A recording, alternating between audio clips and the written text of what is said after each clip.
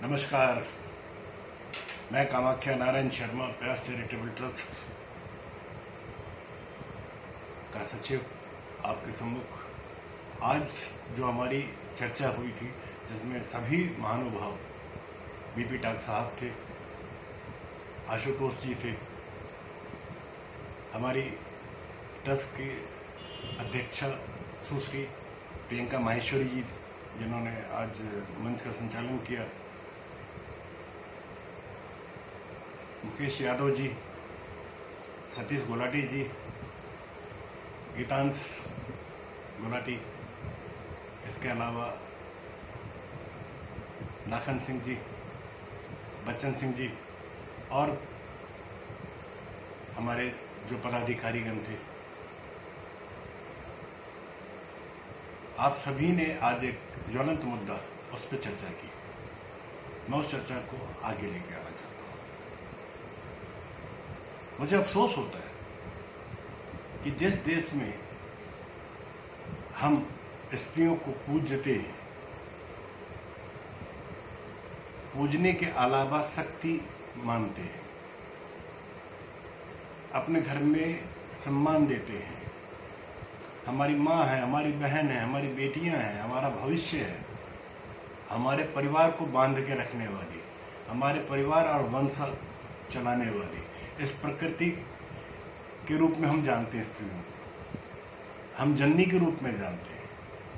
आज अफसोस के साथ आज हमने चर्चा की स्त्रियों के सशक्तिकरण के बारे में, विमेन एम्पावरमेंट के बारे में। क्यों, क्या जरूरत आन पड़ी कि आज हम जिसको हम पूजते हैं उसी को सशक्तिकरण, जो शक्ति जिससे हम लेते हैं उसको हम शक्ति देने की बात कर रहे हैं। इससे बड़ा दुर्भाग्य क्या हो सकता है। कहीं ना कहीं हम सभी,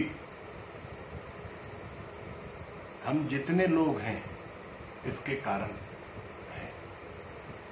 हमने अपने बच्चों को, अपने अनुजों को, अपने प्रियजनों को सही शिक्षा नहीं दी। हमारे यहाँ पे मेरा अपना मानना है, मेरा ये निजी राय है, 12 साल हो गए इस पे सोचते हुए, देखते हुए, इस काम को करते हुए। हमारी महिलाएं जो है ना, हमारी बहन बेटियां घर के बाहर उतने असुरक्षित नहीं है जितना वो घर में असुरक्षित है। क्या कारण है, किन कामों पे, किन कारणों की वजह से वो असुरक्षित है? कभी हमने सोचा इस पे? शिक्षा कह देते हैं, एजुकेशन, लैक ऑफ एजुकेशन कौन देगा? अगर मेरे घर के महिला, मेरे घर के बेटियों को शिक्षा का, अगर हम लैक ऑफ एजुकेशन की बात करते हैं तो उसको एजुकेट कौन कराएगा? मेरी जिम्मेदारी है। इस सृष्टि के आधी ताकत, जो मौलिक अधिकार आपको समानता का देता है, वही अधिकार उसको भी है। फिर हम इतना भेद क्यों लेके चलते हैं? साथियों, आज उसी पे हम सभी ने चर्चा की। आप सबके सामने महिला सशक्तिकरण के विषय को उठाने के साथ साथ भारतीय समाज में महिलाओं की वास्तविक स्थिति के बारे में बड़ी भीड़ को संदेश आपके माध्यम से हम सभी देना चाहते हैं। जैसा कि हम सभी जानते भी हैं कि जो महिलाएं, हमारी दादी, माँ, बहन, दोस्त, पत्नी, बेटी, हम इसके बिना कभी जीवन की कल्पना भी कर सकते हैं क्या? हम अपनी दैनिक दिनचर्या में ये सही से प्रदर्शन भी नहीं कर सकते, सोच ही नहीं सकते। महिलाएं घर पर केवल हमारा भोजन बनाने के काम में नहीं, हमारे बर्तन कपड़े धोने के काम में नहीं, अन्य कामों को करने की जिम्मेदारी, हमारे परिवार को सुसंगठित करने के लिए, हमारे अगली पीढ़ी को तैयार करने के लिए आज हम उन्हीं महिलाओं को सशक्तिकरण की बात कर रहे हैं। समाज और परिवार में केवल महिलाएं ही हैं जो सुबह जल्दी उठकर घरेलू काम काज करने के बाद अपने पूरे परिवार की भलाई और समृद्धि के लिए पूजा भी करती है। हास्यप्रद, बहुत हास्यप्रद है ये कि उन्हें हमने बचपन से ही घर के कार्यों में निपुण बनाने की, जिम्मेदारियां निभाने के लिए प्रोत्साहित किया। जबकि पुरुषों को नेतृत्व करने के लिए, ऐसा क्यों? पुरुषों की तरफ नेतृत्व करने के लिए हमने उसको हतोत्साहित क्यों किया? हम सभी प्रत्येक सवाल का जवाब जानते हैं, हालांकि इस पर सोचना और चर्चा करना नहीं चाहता मैं, क्योंकि पुरुष सभी क्षेत्रों में केवल घर की जिम्मेदारियों को छोड़कर महिलाओं पर हमेशा ही अपना आधिपत्य जमाए रखना चाहता है। जीवन के प्रत्येक क्षेत्र में महिलाओं के साथ कदम से कदम मिलाकर चलने के लिए, उज्जवल भविष्य को सुनिश्चित करने के लिए हमें कुछ करना होगा। अब तक क्या हुआ ये सोचना छोड़कर, अब तक जो हुआ उसको छोड़े, बल्कि हमें ये सोचना है कि अब हम आज जाग के हम क्या कर सकते हैं। अब जागने का समय है साथियों, जागने का समय है। हमने पहले ही बहुत देर कर दी है, अब एक पल भी देर अगर हम करेंगे तो समाज हमारा पिछड़ जाएगा, भविष्य हमारा अंधकार में चला जाएगा। हमने प्राचीन समय से देखा है कि समाज में बहुत सारी चुनौतियों का सामना केवल उन्हीं परिवारों को करना पड़ा है जिन्होंने अपने आप को आगे समाज के साथ कंधे से कंधा जोड़ के ये समय के साथ चलने के लिए अपने आप को उत्साहित नहीं किया। लोग सोचते हैं कि महिलाएं केवल घर के ही काम के लिए, नहीं। आज मेरा अपना मानना है, हमारे समाज में हम महिलाओं के साथ क्या कर रहे हैं।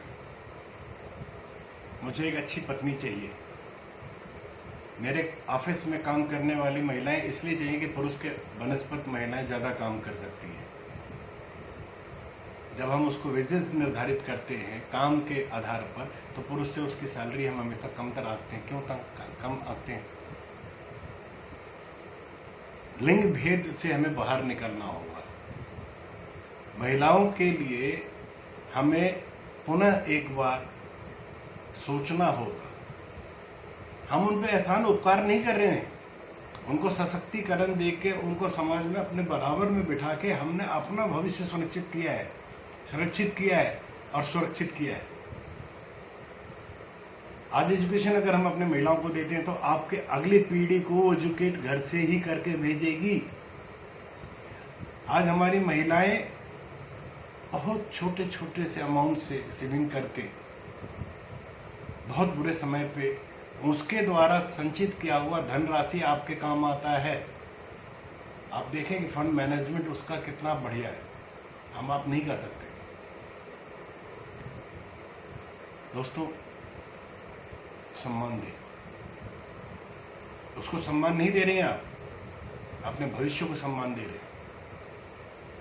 जिस घर में स्त्री का आदर होता है उस घर में सर्वदा लक्ष्मी विराजित रहती है।